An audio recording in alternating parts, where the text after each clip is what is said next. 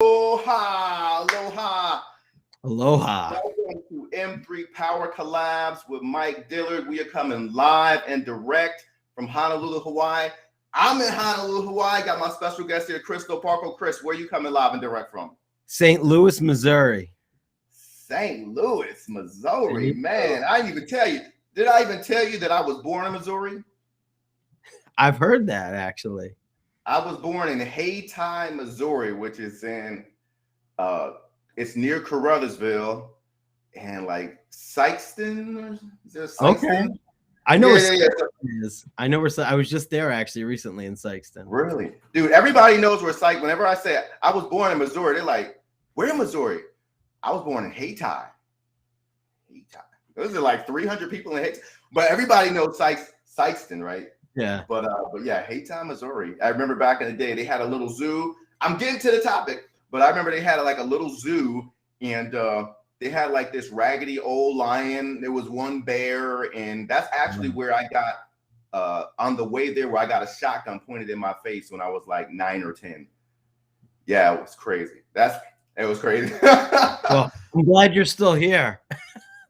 Yeah, me too. Oh, let me just change this lighting right quick. Sorry, this is what happens in the morning. It's early in the morning in Hawaii, right? All right. So anyway, M3 Power Collab. So M3 is mindset matters most. So what we always do here is we talk about, we have our guest on for today. It's Chris, right? We have our guest on, and then we always talk about the struggle, right? Because what I saw during the pandemic, I had a video that went viral. I mentioned it to you. And what I saw from that was people really needed encouragement. They needed to see like, hey, you know what? We're in a hard place right now. We're kind of down, but we can climb out of the hole. So that's kind of what the show is about. So we always talk about the struggle. We talk about your success.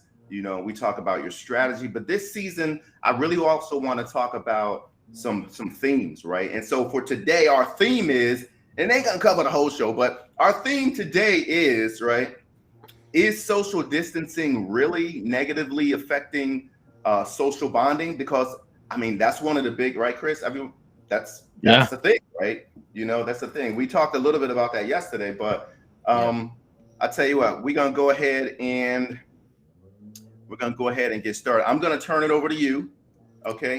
And he's like, oh no, I'm gonna turn it over to you, right? Just be yourself. And so what we got, first thing is, I'm the first thing to say is this. So tell us about your struggle. Take us back to a moment in time when you would say like, man, this was the struggle. I don't know how I was gonna make it. I don't know. All right. I've had a lot of struggles in life, so that's easy. But I was thinking about this since last night and praying about it and trying to find the right one to focus on. And I think, given the platform, I want to go back before I got into the footwear industry. I'm actually just recently left the footwear industry to get into energy drinks. Nice. But I worked in footwear, first in design. Actually, my first job in footwear was a sample manager, and then as a designer, and then all the way up to director over product development and design, which basically oversaw everything from the first concept to final production over a major footwear line right here, actually, in St. Louis, Missouri. And before that happened, I wanted to be an artist. I actually went to art school. I tried so hard to have my own comic book company or work for Marvel or DC or something like that. Really hard. Like they say, starving artist. I'm from New York, actually, not from St. Louis. Okay, because you sound like you're from New York. I'm from Port Chester, New York, which is in Westchester County, about 27 miles from New York City, from Manhattan. And I actually went to school in Manhattan and all that. But right after college and stuff, I struggled for a bit trying to figure out what it was I could do with the gifts God gave me. And I was really, really trying to figure it out. And I had gotten married, had 2 children, pretty young. And we were just barely making ends meet in New York, just trying to pay the bills. And I got let go from a job that I had. And I was like, what am I going to do? My second son had just been born a couple of weeks prior. And I was like, we got 2 kids. Now I'm out of work, bills got to get paid. And, went straight into prayer, trying to figure out what to do. And I was blessed that a woman that worked with me at the last job, her sister-in-law had a temp agency in White Plains. And, it really was a scary time. I mean, you definitely don't want to be out of work, but also I still didn't even know, I didn't have a career. I just was working job to job. At that time, I was an accounts receivable clerk. It was just another job. And we were living in a 1-bedroom apartment with 2 kids, and they were sleeping in the we were sleeping in the living room, which we had partitioned off, half as a bedroom, half as a living room. And it was quite the struggling times, but it was good times too. It was good times. And, and her sister-in-law had this temp agency, and I went in and she goes, well, there's a job at 9 West. They're looking for a sample manager. Would you like to take the job? I said, I'll take anything right now. So wait, 9 West, that's like a fashion place, right? Don't they do like clothing? Footwear company. Yeah, it was a footwear company. And I went in to be a sample manager, a temp. And while I was working there, I made a couple of really good friends. One of them was a technician there, and another one was one of the designers there. And I was showing him my comic book pages I used to draw when I had my own company, and some done with friends of mine, and stuff I'd done from college. And they were like, "Oh my goodness, you're so talented. What are you doing? Like being a sample manager? You should be a designer." And I'm like, "I don't know anything about women's shoes. I don't design shoes." They're like, "No, you should do it." And the designer was like, "I'm actually looking for an assistant designer. Would you like the job?" And I said, "No, I don't want the job because I don't know anything about design." And he goes, "I think you need to think about this." And he laid it out to me, and lo and behold, I took the job and just moved up from there. And it just really shows how even in the bleakest times when you don't know what you're going to do next, something better can actually happen. And actually, how I got to St. Louis, something like that happened too. I was working for another shoe company, and once again, I got laid off because the company wasn't seeing good returns, and they needed to slash the staff. And they went through a few rounds of letting people go, unfortunately, and then it got me finally. And once again, I was in New York, out of work, 3 kids now, trying to figure out how am I going to pay my bills? What am I going to do? And luckily, one of the actually one of the headhunters that I know was like, "How would you like a promotion?" I said, "I'd like a job." For real? And it's actually how I landed the director position here in Missouri, which moved me all the way out here to St. Louis, and why I'm here right now. And it's just, I just want to let people know that you're going to struggle. And I guess I didn't talk enough about the struggling part, but trust me, there was a lot of days where I was like, I don't know what we're going to do.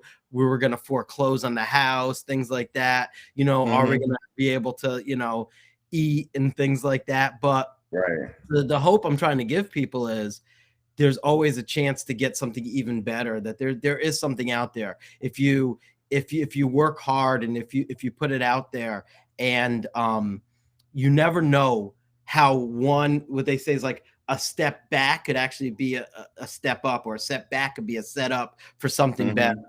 And I just want everybody out there to know that I know we've all been through a lot of struggles. And even in the pandemic, I struggled a lot. I was, I actually went through some depression during the pandemic because it separated me from family and friends. I don't have any family here except I'm with my children.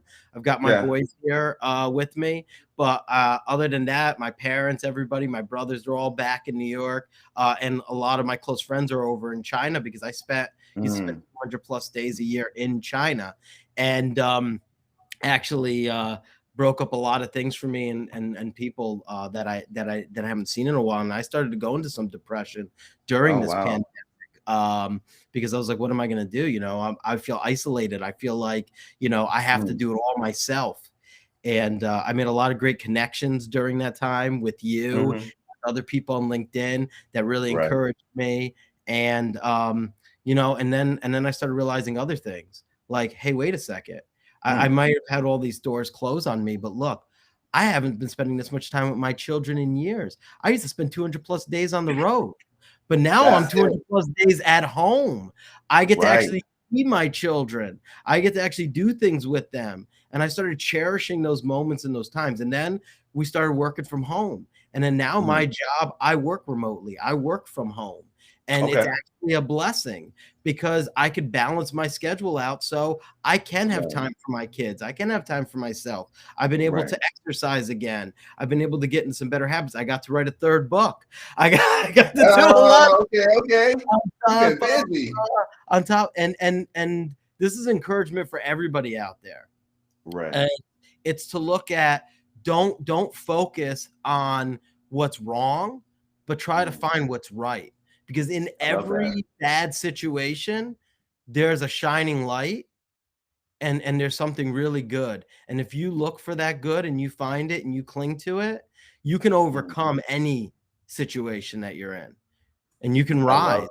Yeah, definitely. Dude, you're dropping mad gems here, as they say. My fingers are flying on the keyboard. I'm like, man, he's dropping so many gems. I don't even know. I'm gonna have to hire somebody to keep up with all these gems you're dropping. Dude, that is powerful, right? Everybody struggles. And I think with what you see on social media, you know, they still doing the bling and like everything's all good. But you don't really see people coming on, you know, being their authentic selves, you know, letting people see like, hey, I'm really hurting. So, you know, when you talked about depression, that really resonated with me because last year I went through the same thing. And I think a lot of people in America, a lot of people that are tuning in, they probably can relate to that because, you know, we're going like full speed in our normal lives, the way we connect with people. And then, bam, you literally just ran into a brick wall called the pandemic. And it just yanked us out of the way we normally operate and communicate with each other. And no one knew what to do. I remember sitting up in this house.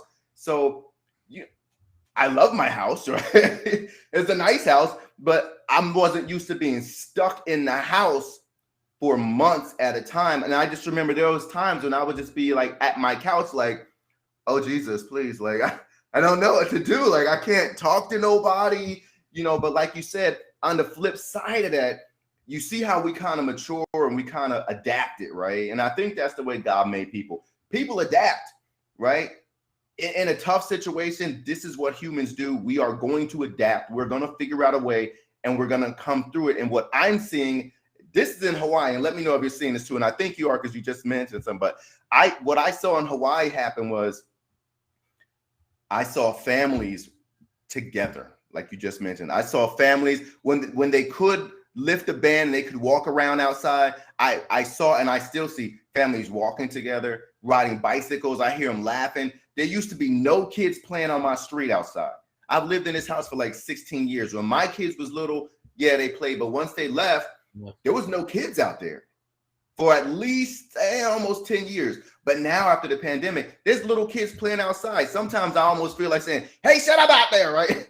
They're making all that noise with the skate. Now I'm like the grumpy old man trying to work. You're making all that noise with the skateboards, right? But it seems to me like, you know, we had some bad, no doubt. I mean, obviously a lot of people have been negatively impacted, but there's a lot of good that has also come out of social distancing. And that's why I want to bring it up. So you think the same way? You see that also? I mean, I definitely see it bringing people together, though. At first, I didn't see that. At first, like I said, I was getting depressed. I was seeing more isolation on my part, and I realized things. But yeah, I definitely do see now even more so, like you're saying, people outside again. I see people riding bikes, doing more outdoor physical activities. I see people walking around the neighborhood. I never saw so many people walking around my neighborhood here. And like I'm going for walks now, and I'm taking my kids for walks and things like that. We're going to the park again. I mean, we're trying to do outdoor stuff and not just sit inside and play video games or stay on our computers and, you know, all day. But the other thing too is the beauty of the technology we have today is that it has brought in a whole new type of connection. I've met so many people on a personal level through social media. I never met this many people on social media that I actually interact with, like friends and family, like me. Like I was talking about me and you today. Like I never would have met you like this, and you know we're blessing each other constantly. You know, all because we met on LinkedIn. And I'm finding all these people or through these, I've actually reconnected with a lot of friends back in New York because we're all able to get on and do weekly chats or once a month chats and get to see each other again. One of my blessed brothers, my friend Lou back in New York, Lou Santore, he was struggling with some stuff, and we started praying together and reading scripture together, and just had some really blessed times reconnecting with people, in so many ways. I'm gonna jump in. I'm gonna ask you something right quick. So yeah, go jump in. I know, excuse me. I know you're a man of faith, right? I know that. We both know that, right? So how has that impacted you? Because I know as Christians, we like to fellowship. We like to get around other Christians and talk and hang out. That's what they call fellowship. We're hanging out with other believers, right? So how has that affected you as far as your fellowship? Right? That was tough because I'm a fellowship person, and not just fellowshipping with other believers, but with people who Christ puts in my path to tell them about him. And like I said, I used to travel a lot, and I used to see so many people abroad, whether it was in China or Europe or wherever I was going, Vietnam. I've been to a lot of places, and just breaking bread with them and talking and communicating. It's just such a blessing when you could do that face to face with people. And I do look forward to the day when I can start traveling like that again. Had a little bit of it recently, been able to go back to New York. I'll be actually leaving to go back there on Tuesday again. So super excited to see family. But at the same time, we found new ways to interact. We found I have a bunch of Bible studies I'm doing now that I probably wouldn't have been able to do with friends of mine that are in South Carolina, and another a friend of mine who's over in San Jose, California area, and you're able to connect with a larger audience of people from more places through these video chats. So you're still finding ways to fellowship. Now let me ask you this. So do you think that, because this is one of the main things I'm hearing from people on social media, man, this light, I'm so blessed to have this light. It's 7 in the morning, but man, that light is jacking me up with so much light. I can't filter it out. But let me try. Give me 1 second. Let me try one thing there, and nope. Okay, it is what it is. So my question is this, right? Yeah. Because I hear people say, well, you know what? You can't build intimate relationships. You can't build close relationships. Oh, I just need to sit like that. There you go. He got us good. He's like, just move in the middle there, son. Okay. So you can't build an intimate relationship, a close relationship, without actually physically meeting somebody. What's your take on that? I don't think that that's a requirement. I think that this interaction is very intimate. It's a lot more intimate than people know. And actually, I realized, and something me and you talked about yesterday, is a lot of the filters and a lot of the masks that we were wearing come off when we're in video and we're not actually sitting in the same room. I see a lot more people being real and being themselves, and just stop trying to pretend to be something that they're not.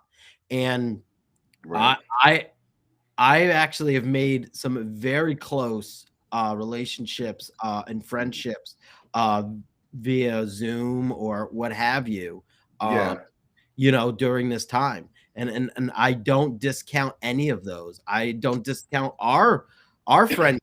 I'll tell you, Mike, I consider you a true brother. I mean, we greet each other, hey, brother, how you doing, all the time. And I mean, I feel like even after this point, we're going to talk even more and more. And maybe one day we will meet together. I definitely want to go to Hawaii. So I'll come and visit you. Dude, I've got plenty of rooms in this house. It's a 5-bedroom house. I live here by myself. So when you come out, you don't even got to get a hotel. Like, I appreciate that. Yeah. And by the way, that offer is not for everybody out there, okay? Chris, my brother, that's for you. Because I know people are hitting me up. Mike, I won't post your address. I won't post your I won't post your address on my social media. Don't worry. Thank you. Robert Berry, who's not on here at the moment, but I know Rob's actually going to be on the show next week, right? Awesome. But I know he always tunes and stuff. So Robert Berry, I know you're trying to come out here to Hawaii to get on the show. You can be on the show from where you at. I gotta bust his chops, right?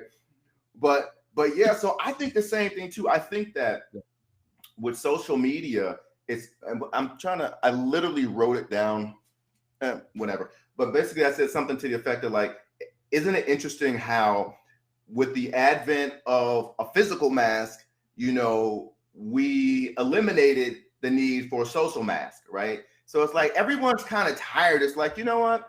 Before COVID, everyone, you know, they had their mask on, but you couldn't see the mask, right? But then COVID hit, the pandemic, and everyone just got worn out. Everyone just got worn. I said, you know what? I don't even care anymore. If I come on this Zoom, my hair's all jacked up, whatever. This is me. Yeah, it's me. You don't like me, who cares? So it's almost like it was an unintended consequence, right? But another amazing thing came out. I think people are really, really more comfortable at being their original, their authentic selves. Yeah. And here's how you can tell that you can actually build a close, intimate relationship. So a lot of people don't know this, but during World War II, right? I was for those that don't know, I was a submarine guy. So I studied a bunch of submarine history, right? So during World War II, what we used to do with our submarines back then, actually, this is during the Cold War. You're like, World War II, it's during the Cold War. So what we were doing, was we were spying, of course. We wouldn't call it spying, but we had submarines that had the capability to actually land on the ocean floor, and then we would tap into, you know, these other nations, their data cables. So we knew exactly what was going on. We literally knew exactly what's going on. And what they created was something called a FIST.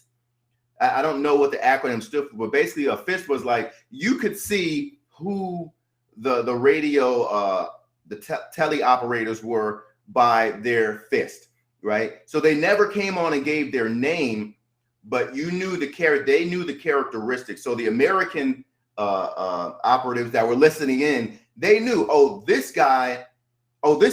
gave them fake names. Yeah, this is Bobby Joe. Yeah, Bobby Joe's cheating on his wife. He does this, so everyone, they had their intimate details, even though they never met them face to face.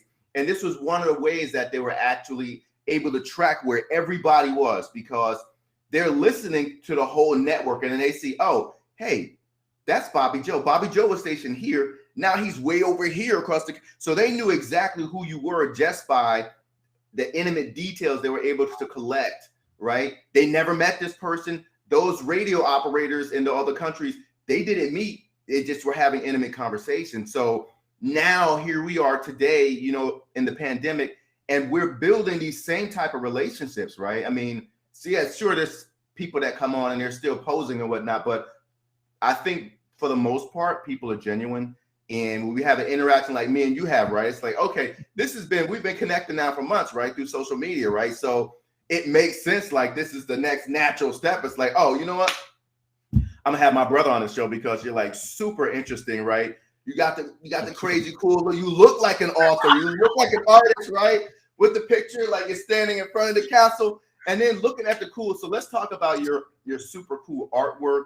Some of the series that you create, right? Because I think it's dope, especially that Man in the Machine. It's like, oh man, this is cool. I was a Marvel dude.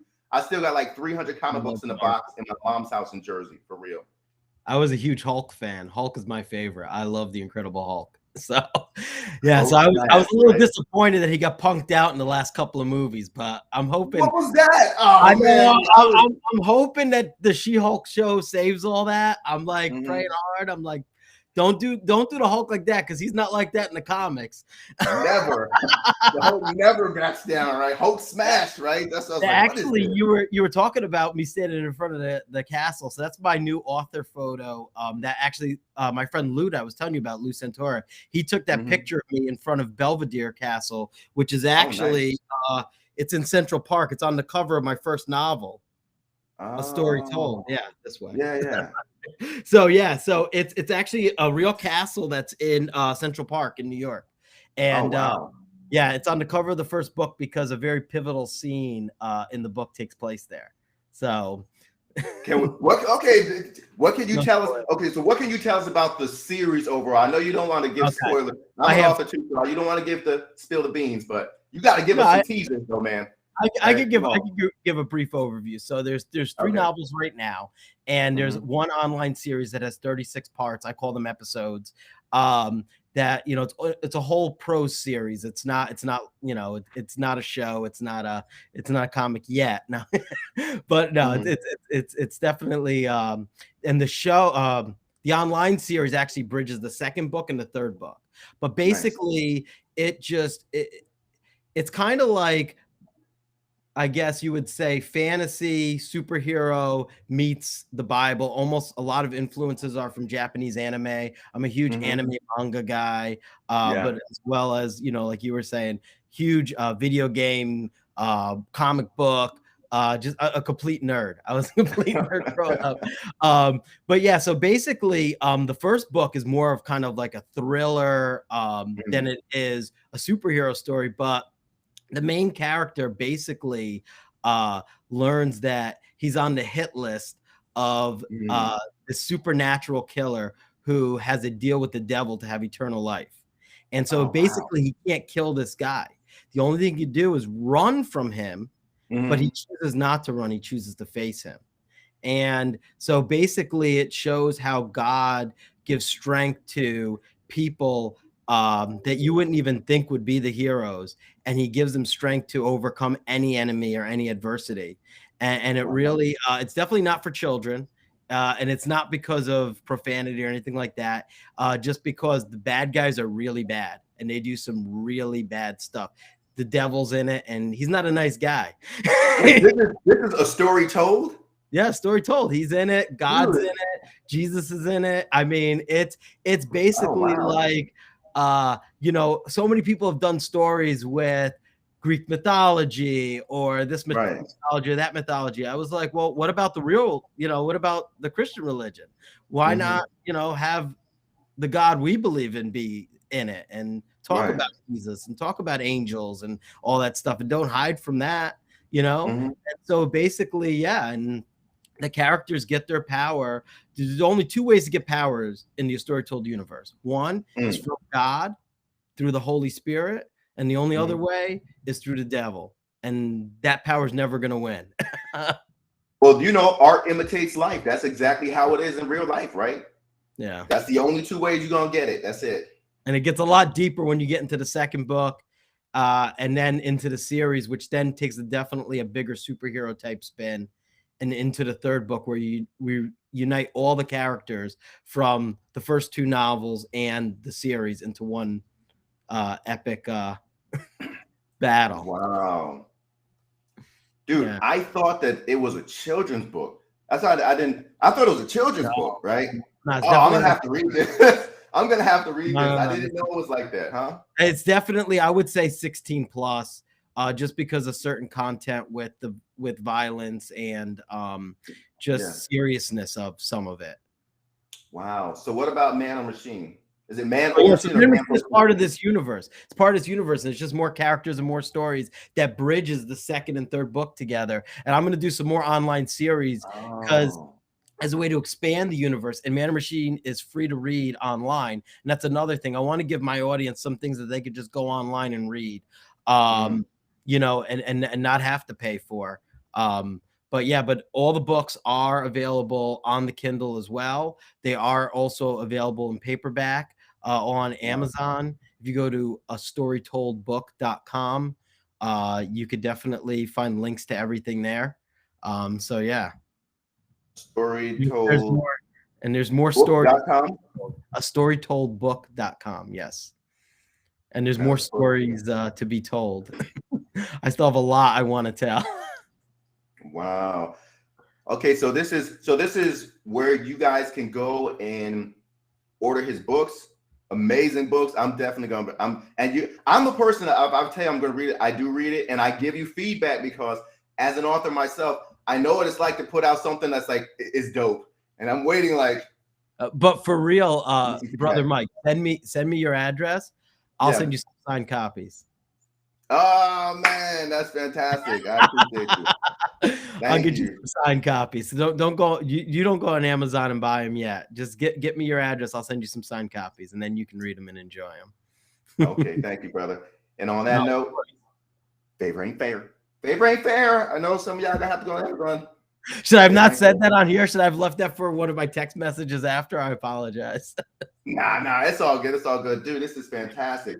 And what are we doing? Okay, we got a little more time. Okay, some other questions I wanted to ask you. So you did talk about the struggle, right? Yeah. And I know you.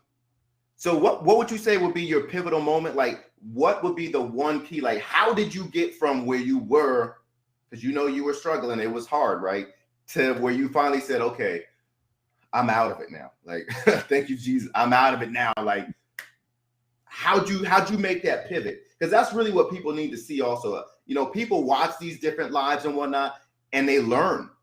And even if they're not in your exact situation, so listen, even if you're not exactly in the situation that Chris was in, right? Or like you've heard some of my shows that I was in and whatnot, you can glean wisdom from this, right? And you can take it and apply it in your own life and watch how it changes, right? So super important. Okay, sorry, bro. Go ahead. I'm gonna spin this a little bit on you, and then I'll get into it. All right, let's hear me. I'll get into it. And the way I'm gonna spin it is I don't know if we're ever out of it. And that's the key. It's like, hey, let's go back to Marvel, right? In Avengers, when they asked Bruce Banner, like, you know, how's he controlling his rage as the Hulk? And he goes, because I'm always angry, right? I'm always angry. Always in the struggle. We're always in the struggle, and it's not about completely leaving the struggle as much as learning how to maneuver through it to overcome the obstacles as they come. Because I don't think anybody's ever at a point in time in life where it's easy or where, hey, now I could just coast through the rest of this. It's never going to be that way. It's more about a mindset change. And for me, that's what it was. Mindset. Yep, the mindset change. I had to flip that, right? No, it was a mindset change for me when I decided to focus, like I said earlier, on you know, on the light in the situation and not the darkness. You know, when I focused on look at the time I'm spending with my family and allowed those things to encourage me, and allowed myself to see the successes, you know, to find those things amid all the disasters, because you know life's never easy or simple, but we choose to celebrate the good things in it. And then when you have the right mindset and you're able to focus yourself, overcome those obstacles one by one. And I think for me it's more of a mindset shift. I went into deep prayer like I always do, and I asked God to really show up and show me and change my heart, change my outlook. So I wasn't overcome by depression, but use these obstacles to put a fire in me to overcome and to rise. And I've seen amazing things happen because of it. You know, I was able to finally have a career. I had an almost 20-year career in footwear. It was blessed. Now I've moved on to, like I said, energy drinks, and I'm doing something else. And who knows what I'm going to do next. And I'm able to see these opportunities and capture them because I'm looking for them now, because I'm looking for how I can achieve, how I can you know, grow, how I can. And that's another thing too. Always having a mindset of not knowing everything and knowing that you're an eternal student, that you're always able to learn something new and always able to grow. And I go into every situation, like even when I went into footwear, I didn't come in knowing how to design shoes or knowing anything. And I decided, why don't I learn everything? And I asked a lot of questions, and I learned technical side of the business. I learned the business side of the business, the design side of the business, the production side of the business. And I kept learning and learning, and never acting like a know-it-all, but acting like a student and hearing what other people had to say, and then trying to look at situations differently and creative problem solve and just find new ways to do things. And when you have this approach, and you will do more things. You'll be able to overcome any obstacle that's in front of you. You'll be able to rise to any occasion, and you will succeed, and you'll have great success in life. But I just don't want to, you know, I don't want anybody to think that once you've reached it, that's it. No, you're always climbing that mountain. You're always climbing that mountain. But you know what? You're climbing it with a smile on your face, knowing that when the next avalanche comes or something happens, you're going to know how to get through that, because you're going to take the skills you learned to overcome the last one, to overcome the next one. And each day you get smarter and better at what you do.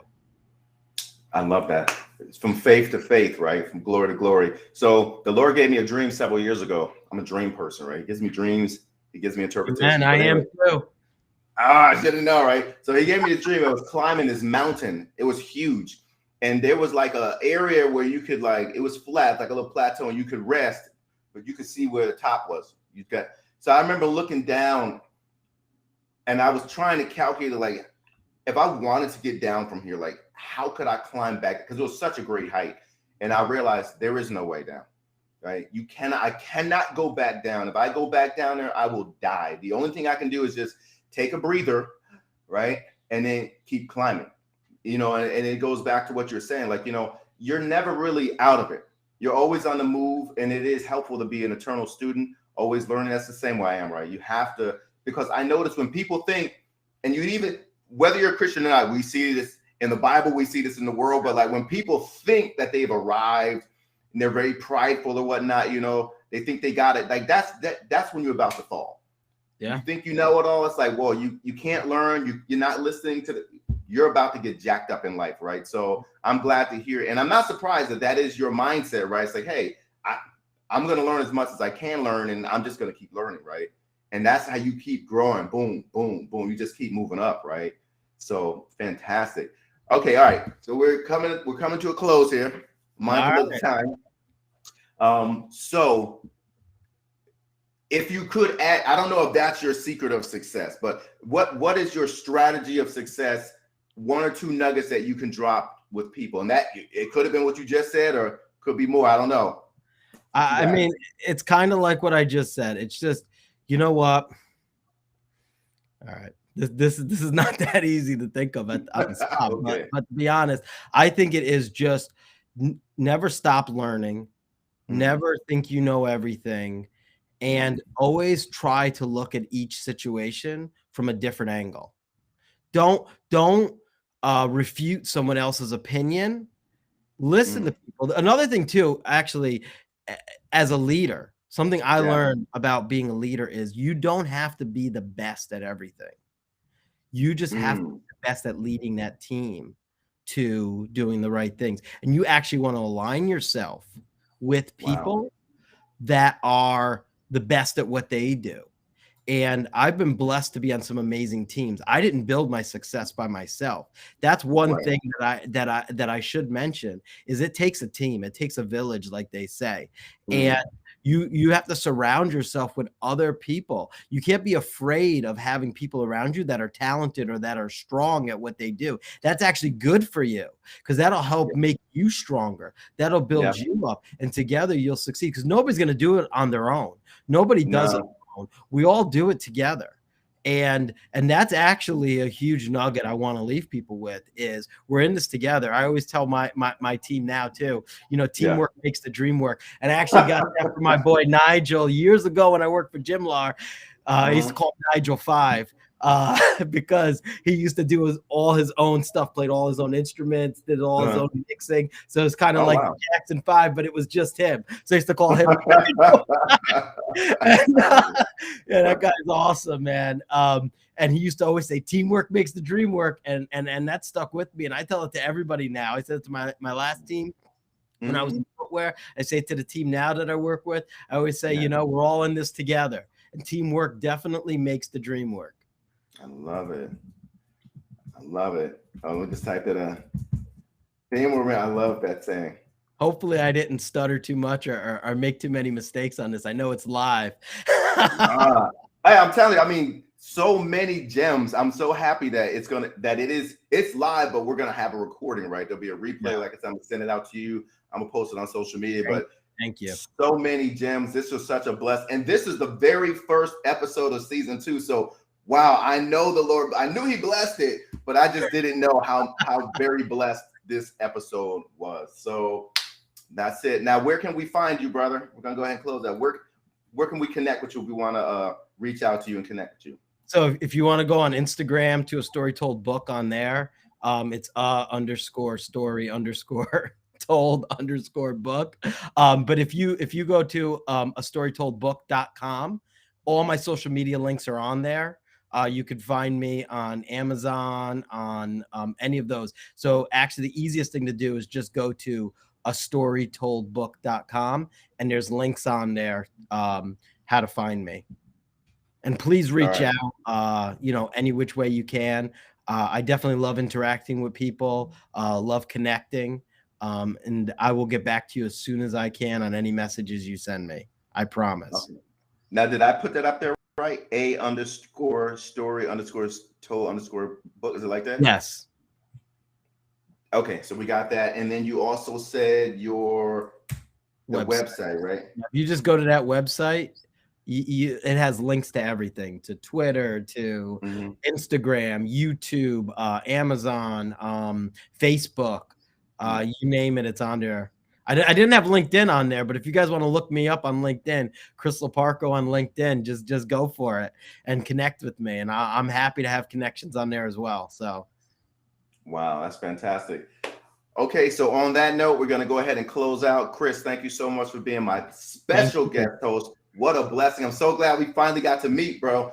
Yeah. I'm looking forward to the relationship offline also, right? Amen. Because I know big things are coming, big things. And I'm going to send you my address so you can hook a brother up with them books, right? I will. I absolutely will. Thank you so much. Not a problem. And always remember, right? Mindset matters most, right? If you change your mindset, you change your money. You change your mindset, you change your money. If you change your mindset, you change your money. Until next time, aloha, shaka. Where's the camera? Shaka, shaka, shaka. All right, Chris, we're gonna hang up, but stay in line, okay? We're gonna talk afterwards. Okay, bye guys. See you next week. Bye. Special guest host next week, you. Robert Berry. Okay, aloha.